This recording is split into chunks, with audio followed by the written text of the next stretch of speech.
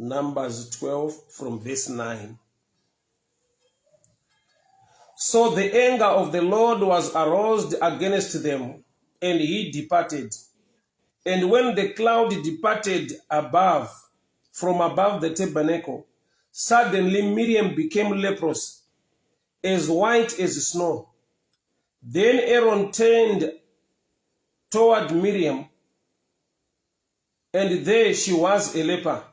So Aaron said to Moses, "Oh my Lord, please do not lay this sin on us, in which we have done foolishly, in which we have sinned. Please do not let her be as one dead, whose flesh is half consumed. Then he comes out of his mother's womb." When he comes out of his mother's womb. So Moses cried out unto the Lord, saying, "Please heal her, O God, I pray." Then the Lord said to Moses, "If her father had spit in her face, and she not be shamed, would she not be shamed for 7 days?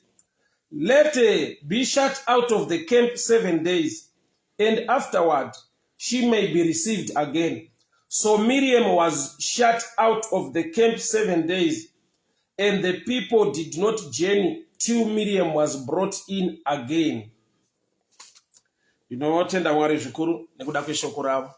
Father, we thank you. Speak to us, instruct us, correct us, empower us for the glory of your name, in the mighty name of Jesus. Amen and amen. Text yandaverenga pano ine chekuita ne delay. Kunonoka kweana veIsrael to reach the promised land kune mafacts akati one day. But one of the facts ndoyandaverenga pano, 7 days people did not move, waiting for Miriam to heal. For 7 days Miriam aine maperembudzi wakaburitswa mutendere nevamwe for 7 days. Bible ndokubva rati,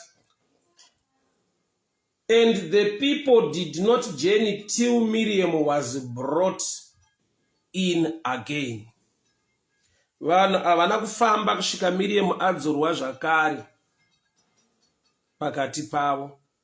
Chii chakadzingisa Miriam pakati pevanhu? Anga aita leprosy. Leprosy yakauya sei? Nekuda kwekuti wanga wataura against Moses paanga rora the Ethiopian woman. Along the path, along the journey, Moses wakarora an Ethiopian woman. Aaron and Miriam were not happy about it. Ndokubva vataura zvavakataura against Moses. And the Lord came down in the cloud above the tabernacle. Mwari ndokubva vatora mashoko ekuti, hear my words now. That's Numbers 12 verse 6. Then he said, "Hear now my words. If there is a prophet among you, I, the Lord, make myself known to him in a vision. I speak to him in a dream. Not so with my servant Moses. He is faithful in all my house. I speak with him face to face, even plain and not in dark sayings. And he sees from the Lord. Why then were you not afraid to speak against my servant Moses?" So nyaya iri pano ndeyekuti Moses waita chinhu chinonyangadza pamberi pehama dzake. They were not happy about it. Ndokubva vataura zvavakataura. And the Lord came down. Mwari vauya ndokubva vatanga kutaura Moses zvaari kwavari. Mwari vanoti Moses pavanhu vese is unique, is different. Munhu ari so humble, ari trustworthy to me. Why were you not afraid to speak against my servant Moses? Nyaya yaitwa na Moses iripo. But Mwari vachitarisa Moses nevanhu vari kutaura against Moses, vari kuti ko sei hana dzenyu dzisina kurova? Why were you not afraid to speak against my servant Moses? iye Moses pachake wakatosvikawo paakachema akanamatirawo sister vake Miriam kuti Mwari musarega chinhu chichiitika kwavari, heal her. Zvoreva kuti Moses nehanzvadzi dzake vachirelata sabhuti nasisi, hapana hapo problem. But Mwari vachitarisa the rank, let me use this word, the rank ya Moses, kana kuti iye Moses zvaari kuna Mwari, ndo zvakadena kuti Miriam ave nechituko ndokubva ava neleprosi. Leprosi iyoyo ikaita kuti adzingwe mutende for 7 days. And pa 7 days idzodzo Israel did not move, waiting for Miriam to be brought in again. So chimwe chakapa delay pa journey yavana veIsrael is not the enemy,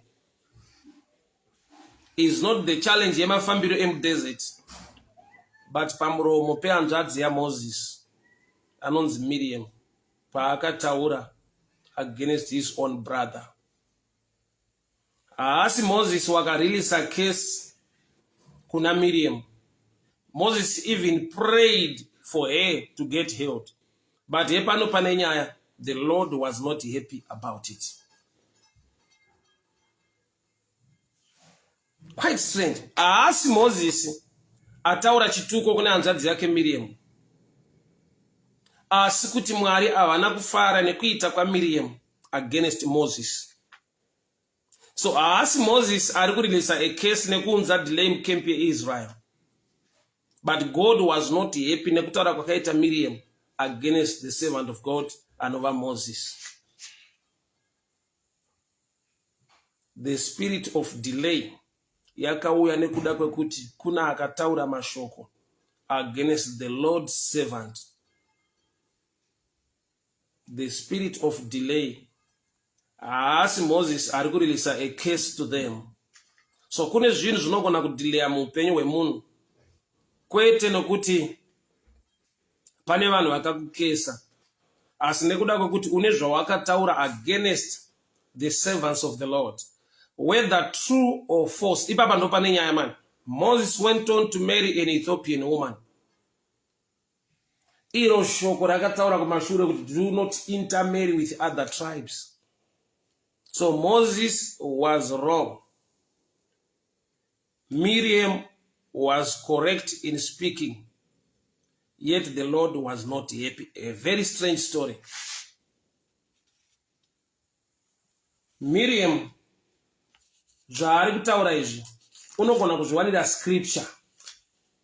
So there are times yekuti you are standing on the scripture, you are telling the truth. But Mwari kana vakutarisa nyaya yacho now, vari kuti, why were you not afraid to speak against my servant Moses? Why were you not afraid to speak against my servant Moses? Say usina kutya kutaura nemuranda wangu Moses. Number one, zvimwe nguva chakapa Miriam kuregera kutya hake. She's the one who took care of Moses ari kuNile River. She is the one who took care of Moses ari kuNile River. Svika mwanasikana waFaro paakauya achida kugeza, basket ratorwa rikavhurwa, Moses akaonekwa. Miriam ndiye wakaita run around akataura kuti munoda here ndikutsvakirei anoyamwisa mwana wenyu. So in natural sense, in natural understanding, Miriam was more like a mother to Moses than a sister. She was a big sister. But in terms of the spiritual ranks, pa level yezvinhu zvekuita muna Mwari, ari hanzvadzi, ari the elder sister, akaita take care of Moses. But Mwari vari kuti, why were you not afraid to speak against my servant Moses? I want to show you where the danger is. Miriam munhu akaita take care of Moses. Ndofunga zvikamupa a room or a door yekuti she can say whatever she wants to say kuna Moses. Since ndiye akaita take care, she's more like a mother to him. But Mwari ubva vati, why were you not afraid? So when God selects someone, kana Mwari vasarudza mumwe munhu, kana Mwari vakufamba nemumwe munhu, David unozvinzwisa ane mukana waakawana against Saul paaidzingirirwa naSaul. Saul apinda mubako. David wakana access yekuenda kuna Saul. As David chaakaita Babylon wakacheka the hem of the garment. Haana kuuraya Saul. Kune vakatomi encourage kuti your enemy is now in your hands. Do whatever you want to him. David ndokubva ati, I will not lay my hand upon the anointed of the Lord. I will not lay my hand upon the anointed of the Lord. Remember kuti David anytime yaairidza madhimoni ari ataka Saul achidzingwa nemusic yairidzwa naDavid. But akasvika pakuziva kuti nyange munhu uyu akambopoziswa nedhimoni ndikanoridza madhimoni akaenda. Still, he is a rank. He deserves respect and honor. Why? Nokuti Mwari vakambomusarudza akava favorite yaMwari, akatungamirira Israel aine kuzodza nenyasha dzaMwari pamusoro peupenyu hwake. Whether kuzodza kwakaenda pakamboya madhimoni, whether is no longer in the office, whether is after my life, but David uri kuunderstand kuti chakamboita kuti ambova favorite yaMwari, ambosarudzwa, amboita basa. I respect and honor that. Miriam munhu akachengeta Moses kuNile River. Svika Moses anhongwa nemwanasikana waFaro. Miriam, she is more like a mother, she is an elder sister. But musi waakataura against the servant of the Lord, an Ethiopian woman, Mwari vakaita mubvunzo wokuti, why were you not afraid to speak against my servant Moses?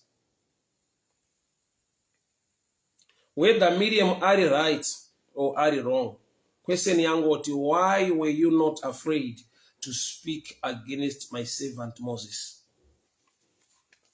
Izvozvo zvikaita kuti ave neleprosi. Kwete kuva neleprosi bedzi, but zvakaita kuti the whole clan Israel yese yanzimbomirai kufamba. Timirire Miriam usvika arikava maperembudzi. So after 7 days, vanhu ndopa vakazofamba Miriam arikava. So kune chimwe chinhu chinogona kuunza delay muupenyu hwemunhu unaware. Uri correct, uri right, chinongedzera zvaunonongedzera. Ende zvichida wari unongedzera vacho vanobva vava humble to the level yakaitwa naMoses, yekuti even Moses wakatoti, please Lord, heal her. Numbers 12 verse 13. So Moses cried out unto the Lord, saying, please heal her, O God, I pray. Moses wakanamata kuti Miriam aporeswe maperembudzi apere. Mwari vakati, for 7 days achaenda kunze kwemusasa. So there are times yekuti you don't understand kuti case iri kubva papi. Why? Because unewa wakaita zvawakaita ukatara zvawakataura, ene munhu wacho munorelate well, haana kunyanyobatikana nazvo. But the Spirit of the Lord was not happy about it.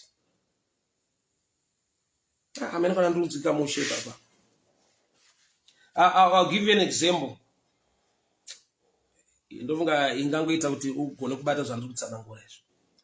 Let's say wakonana pane zvamusina kuwirirana zvichida nemubereki wako, sekuru wako, mbuya wako, gogo wako, teta paukama, vanhu vakakuchengeta, vanhu vakakurera, kana kuti vanhu verudzi rwekwako, vanhu vakuru mufamily yekwenyu, wakonana nawo pane dzimwe nyaya, hamuna kuwirirana. Mukusawirirana kwenyu havana any case yavataura against your life, but pane case yaunotosuspecta kuti iripo usina mazwi avakanza vachitaura against you. Rank kana kuti office yakamira sekudai.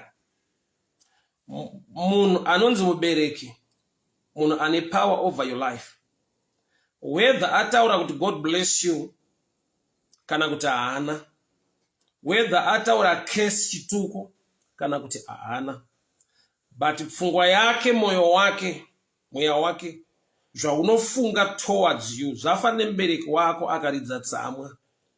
Kuridza tsamwa isaini yekubhowekana yekutsamwa.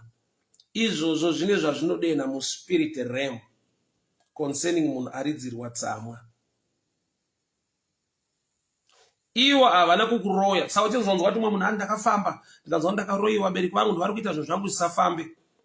Ichokwadi chinenge chataurwa ipapo, but iri half truth. Ndivo pakuti vakatsamwa, but havana kutsamwa zvekuti vakakukesa, but kutsamwa kwavo kwakabuilda a case in the spirit realm. Tarisa apa uone kuti naMozisi wacho aitirwa zvaaitirwa nehanzvadzi yake. Ari kutoshuwirawo kuti hanzvadzi yake isarware. Lord, please heal her, muporesei. Akatsamwa panyaya iyi haasi Mozisi. Mwari ndovati, why were you not afraid to speak against my servant? Why were you not afraid to speak against my servant? Okay. Deuteronomy 7 verse 3. Nor shall you take marriages with them. You shall not give your daughter to their son, nor take their daughter for your son.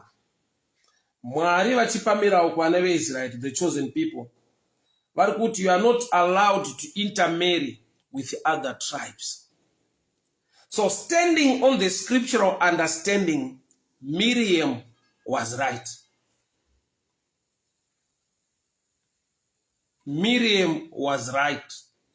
Shoko riri to be, you are not allowed to intermarry with other tribes. Then Moses ndokubva abreaka this statement, ndokubva arora an Ethiopian woman. So Miriam ari right kuti kuti zvamaita izvi mushoko hazvimo. And the Lord came down and said, why were you not afraid? Saka munhu anobva aita equation, saka alright, kana vanhu ivava havatsurike here, kana zvichiunza chituko kuti mukuru waresva ndavhura scripture hazvisi kupindirana, ko kutsamwa kwaMwari kwauya sei against Miriam? Sei kutsamwa kwaMwari kwauya against Miriam? Iye Miriam achitaura zviri pascripture, not to intermarry with other tribes. Moses wabreaka chinhu ichocho, warora an Ethiopian woman, and the Lord came down. Miriam ndokubva ava neleprosi. Pane zvatsanangurwa pano zvada kuti tinzwe Mwari vachitaura. Hear now my words.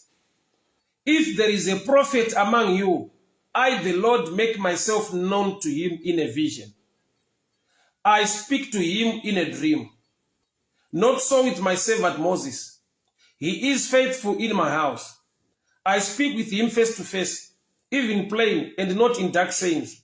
Why were you not afraid to speak against my servant Moses?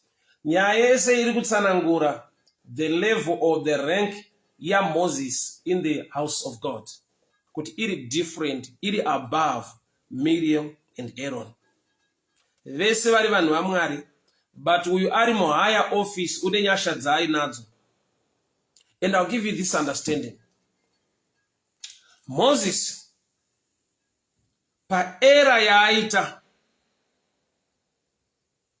he is like a victim of God's message yaruda itwa pass on to people. Ndeipi message that was pass on to people? Ndekuti even Moses, the one who was given the law pa Mount Sinai akaburuka nayo, kana akaibreka, it's just a shadow picture yekuti law we gone, no matter une zvataurwa zvima qualities ese ataurwa naMwari pamusoro pa Moses. Inova self-righteousness, self-purity, kudzikama, kuzvibata kwa Moses kwese. He broke the law yacho. So he is a victim of God's message that was passed on. Just like Prophet Hosea. Prophet Hosea pakunorora goma chaiva chifeve yanga isiri mind yake. It was a picture ida kudemonstrate kwa naMwari parudo rwavo towards Israel, kuti rudzi rwaIsrael rwaita sekunge runorarama sechifeve chisina murume mumwe chete, asi Mwari anoramba achidzoka kuna Israel nekuda kwerudo rwake. So kurora kwaHosea goma raiva vhangeri, raiva drama rekuti vanhu vagone kuziva kudzama nekudzika kwakaita rudo rwaMwari towards Israel as a nation.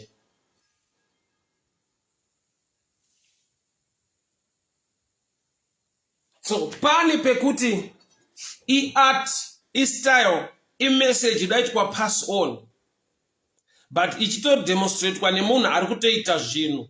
Hosea paari kurora goma chifeve, Mwari vari kuedza kuita pass on a message in a drama.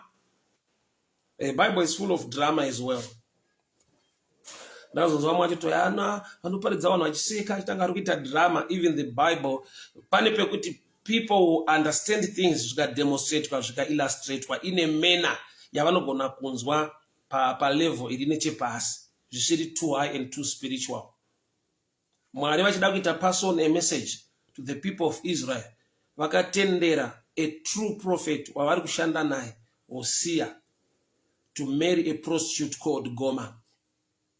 Zvekuti vanhu pavakanga vachicomplaina kuna Hosea kuti you are not supposed to do this, Hosea ndopa akatendekera vakati you are doing the same. Mwari anokudai, ndiye akakurorai, ndiye murume wenyu, but munoenda kune vamwe vaMwari. Kunati paitwa pass on a message in form of drama. So Moses is also a victim of God's agenda for people to know. That's why even pa promise yekunzi apinde promised land haana kupinda, nekuda kwekuti akanzi taura nedombo paMeriba iye ndokubva arova. In other words, Mwari vari kudemonstrate kuti munhu haagone kupinda mumapromises kuachiva zvinhu zvaMwari by law, because by every law yaunoda kuedza kuexercise nekuita, you make an error or a mistake. Ungangodaro usiri kufornication uri tsotsi, ungangodaro usiri tsotsi but uri munhu anonyepa anotaura makuhwa. So pa 10 ukatadza 1 watadza dzese. So you need the grace of God. So Moses wacho ari kupiwa law, ari kuburuka nayo mugomo, anobreka. Number 1 akaiputsira pasi physically. Number 2 akaiputsa mukuita. So Mwari vari kuedza kudemonstrate kuti it's not by law or by self-righteousness or self-purity kuti ugone kuva right standing in the sight of the Lord. It's all about his grace. So zvaita kuti pamazuva aHosea pave nevamwe vanhu vanogona kufamba nevhangeri vachivhura mascripture vachikondema ufeve nekuramba kudzokera kuri kuita Hosea kuna Goma kuti hazvina umwari. Vanenge vari right pascripture but vari wrong pakuunderstand what God is doing through his servant.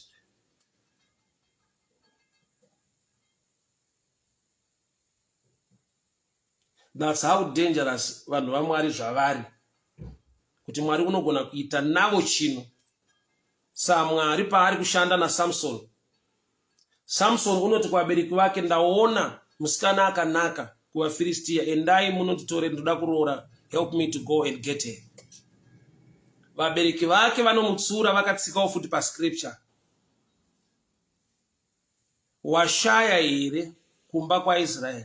Why are you going for the uncircumcised Philistines? Amuna here vanhu vari right among your own people of Israel. And the Bible not kudi, for his parents did not know that it was of the Lord who was seeking an occasion. I'll read Judges chapter 14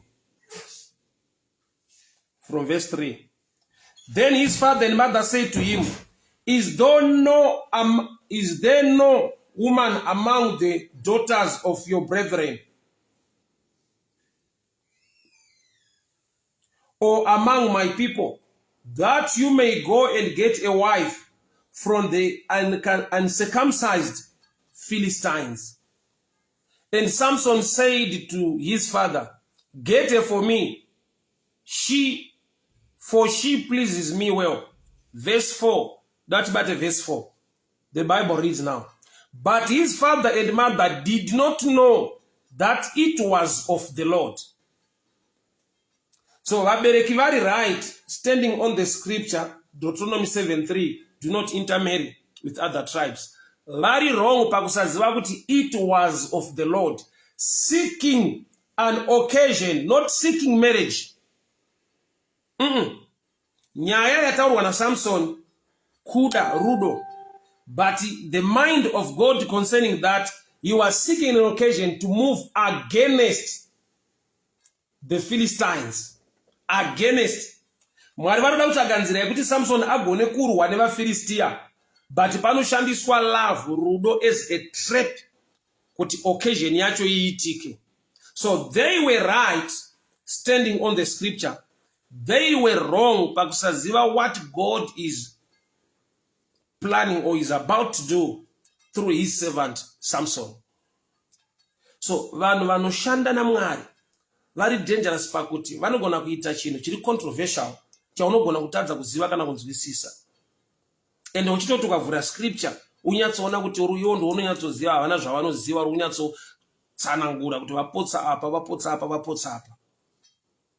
Yet the man is a victim of God's agenda.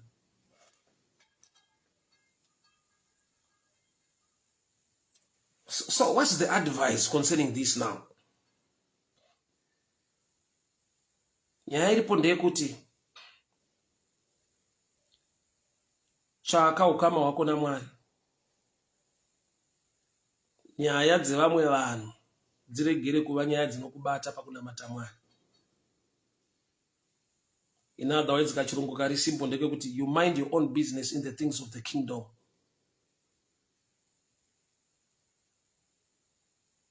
Unenge uri right, but unotakura a case uri right, and anokukesa haasiri waunotara against. But Mwari vane mission neagenda nemuranda wavo nezviri kuitika. The Lord came down, and Miriam had leprosy for 7 days. Israel haina kufamba. Say Israel yese yamiswa. Urati kune mamwe madelay mu life anouya nekuda kwecase. Case yaunoshaya kuti yakauya say because you were right. Una chawakatadza. But nenhau yekuti une nyaya dzawakapinda madziri, trying to prove a point pakungwara nekuda kuziva.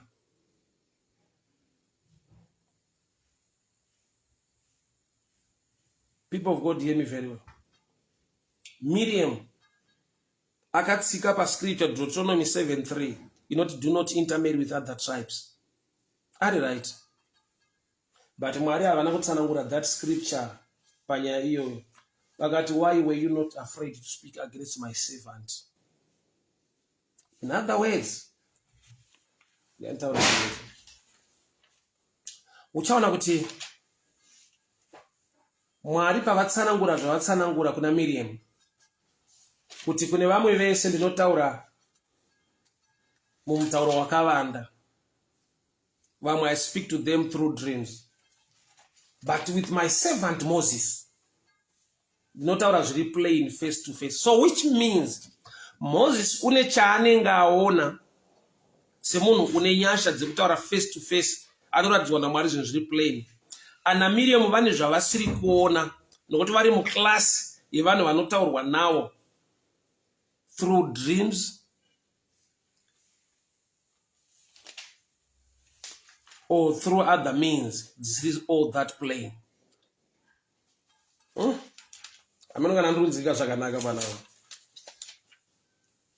Miriam ari muklasi yevanhu vaMwari, but haasi muklasi yaMoses pakuti Moses unotaurwa naye naMwari in a plain way, face to face. So Moses ari kuona reality chisina mashadow. But Miriam, she's also a servant of the Lord, but maonero ake nemanzwiro ake akawanda. That's where the problem is sometimes. Kuti vanhu vese vanenge vari vanhu vaMwari vachiita mafights, but iri nhau yekuti muklasi yemumwe haasi kugona kuona zviri kuonekwa. I need to read again kuti ugone kunzwa the angle where I'm coming from. Numbers 12 Verse 6. Hear now my words. If there is a prophet among you, I, the Lord, make known to him through in a vision. So you can write down vision. I speak to him in a dream. Write down dream. Vision, chiono, dream, chiroto. Not so with my Moses. Not so with my servant Moses. He is faithful in all my house. Murumari kunzi is faithful. Ndiye abatwa nemhosva na Miriam panapa. Right. I speak with him face to face. So you can write face to face.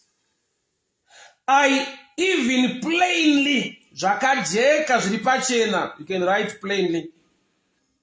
Not in dark sayings. So kune vari mukategori yekuti Mwari anotaura nawo, but in dark sayings. So kana vachitaurwa nawo in dark sayings, or in dreams, or in visions, zvoda kuti vanogona kupihwa nyaya inotova the opposite, inoda kuinterpretwa. Kune klasi ya Moses yekuti vanopihwa nyaya iri pachena. Saka uchiona kuti tine vanhu vanogona kuposta vision, prophecies, pa Facebook, pa Twitter, pa Instagram. God showed me this, and panobaitika actually the opposite. Azviro kuti munhu yaasi munhu waMwari, azviro kuti munhu yaone. Zvirona kuti zvaona azviona in dark sayings, in dreams or visions, zvichitonida futi interpretation.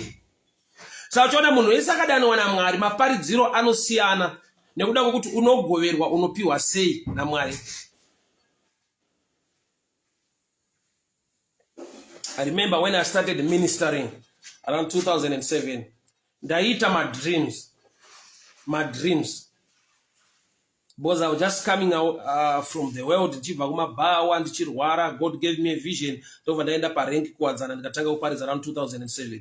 So the way I was preaching, because nansiri so munhu anoverenga Bible, ari so prayerful, Mwari vangondipa a vision, ndangoitwa ndapiwa the courage yekunomira pa street kuparidza. So message kuya kwayaita kuti ndiparidze nearly almost every day ndaita my dreams. Muma dreams ndaipiwa a story iri accompanied ne text kana kuti scripture. Ndakazviita for almost 2 to 3 months. Ukaenda kumba wapedza kuparidza manheru ukarara, you get a dream. Une nyaya, unoona vanhu vachitaura vachidionzwa kuti izvi nyaya iyi yakafanana nescripture iyi. Then I moved from that realm. Ndakukwanisa kugara ndichiverenga Bible, ndakukwanisa kugara ndiri a lonely place pandaigara ndiri ndega ndichiverenga Bible, chitsanya uchinamata. Then I moved into the realm yekuti pandinongobata Bible, things will begin to show. Pane zvinotanga kuonekwa, pane zvandinogona kunzwa. Handimirire kurota kuti ndipiwe a story, an example inorelata zvandiri kushumira. It's so automatic in me kuti pandinobata Bible ndichiparidza ndinogona kutonzwa nyaya uku ndiri kuparidza uku ndotodzwa kuti nyaya yauri kuparidza iyi yakafanana nemunhu. I'll give you an example. There was a time pandai teacher concerning prayer. Pakabva pauya a story, a picture, but zvinouya zviri so fast, maybe because unenge uri gifted in that area. Ndakaona picture yewire iri mumuti yakaita in form of a hook. Wire yakahenga pane avocado. That was a picture yekuti somebody wakauya achida kuwana avocado akasungira wire yake pamuti. So time yakaedza kupula avocado riye newire angasina kusungisa pamuti. So paakaedza kupula wire ndo yakabva pamuti wanga akabatira ikasara yakahenga paavho, which is a picture yekuti tine munhu ane request, ane prayer request yakasvika pane zvinhu zvaanoda, but haana the faith, the belief, the strength inoita kuti agone kudhonza avho. Anozvinzwa kuti I'm about to get this thing, I'm so close kuti chinhu chiitike, but sei chisiri kuitika. inyaya yekuti pane chashota wakabata avho chairo. Prayer yako, you are not praying amiss, is the right prayer, but it's lacking the faith, the belief to receive. So that's Mark, Mark from 11, 13 to 24. When you pray, believe so that you receive. When you pray, believe that you receive. So you can pray, right, but when the believing is not there, you cannot receive. So you don't receive because you pray, but you receive because you believe when you pray. Maybe it's good to open the scripture as well. So such examples, such pictures now, okay, those are zviri. So kana munhu asina that understanding, asina that gift, anogona kunge arota that vision, otanga kutaura pamusoro pemaavhu, iri nyaya yeprayer nekusagona kureceiva zvinhu. So ndiro zvitanongorwa neshoko raMwari panapa. To some I speak to them in dark sayings, in visions, in dreams, but to my servant Moses ndinotaura naye zviri so plain, zvakajeka, zviri pachena. To my servant Moses ndinotaura zviri pachena, zvakajeka. So you see, there are levels and dimensions and classes. Levels, dimensions, and classes in the things of the Spirit. Right. So that's Mark 11, verse 24. Therefore I say unto you, whatever you ask when you pray, believe that you receive them, then you will have them. So the believing part is the strength in you to accompany the prayer. I'm sure ndakaboparidza on this text with believing in dimension ye knowledge. Believing kutenda kuti Mwari vanozviita ndokunge uchiziva integrity yaMwari, kururama kwaMwari, kugona kwaMwari. Zvinobva pakudi pakuverenga shoko, pakuva neukama nawo, kuti ugone kuziva kuvimbika kwakaita Mwari nekutendeka kwawakaita. Ndokunokupa kutrasta nekubelieva kuti zvinoita nokuti Mwari wacho ane simba, zvinoita nokuti ane rudo, zvinoita nokuti anozvigona. That's where the believing comes from. So, my classes, some they operate in vision, some in dreams. In the last days I pour out my spirit, sons and daughters who prophesy. But not the elders who see visions or dreams. These are classes. So Moses une nyaya aoneswa iri plain, but Miriam akaitarisa